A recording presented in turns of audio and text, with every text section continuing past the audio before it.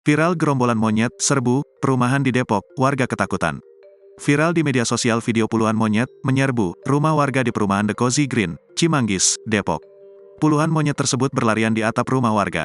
Bahkan ada monyet yang menggendong anaknya di atap rumah tersebut. Salah seorang warga mengatakan peristiwa itu terjadi Rabu, tanggal 7 Juni tahun 2023, sore. Ia menduga monyet tersebut datang dari sekitar Buperta, Cibubur. Dirinya mengatakan monyet tersebut berjumlah sekitar 40 ekor. Nurul mengaku warga setempat panik. Nurul mengatakan monyet tersebut tidak mengganggu warga, melainkan sekadar lewat. Petugas damkar, kata Nurul, juga sudah mendatangi lokasi kemarin, tanggal 8 Juni tahun 2023.